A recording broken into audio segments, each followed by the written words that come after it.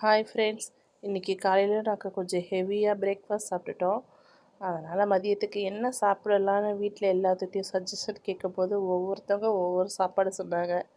ஒருத்தவங்க சாம்பார் சாதம், ஒருத்தவங்க ரசம் பொரியல், இன்னொருத்தவங்க அது கூட சிக்கன் கிரேவி, இப்படி ஒவ்வொருத்தவங்களும் ஒவ்வொரு சஜஷன் சொல்லும் போது அப்புறம் சிம்பிளாக செய்யலாம், என்ன செய்யலான்னு யோசிக்கும் போது தான் எங்களுக்கு ஐடியா வந்தது. ஹெல்த்தியான சிக் பீஸ் சலாடு செய்யலான்னு சொல்லி ஒரு ஐடியா வந்தது. அதுக்கு ஒரு பேனில் கொஞ்சமாக ஆயில் ஊற்றிட்டு நம்ம ஏற்கனவே வேக வச்ச 1 கப் கொண்டக்கடலையை போட்டுக்கோங்க.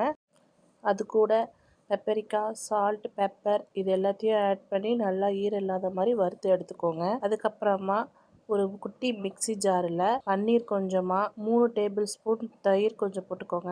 அதுக்கப்புறம் தேவைக்கு ஏற்ற மாதிரி உப்பு, அதுக்கப்புறம் மிளகாத்தூள் தேவைக்கு ஏற்ற மாதிரி கொஞ்சமாக போட்டு ஒரு மைனஸ் ரெடி பண்ணிக்குவோம்.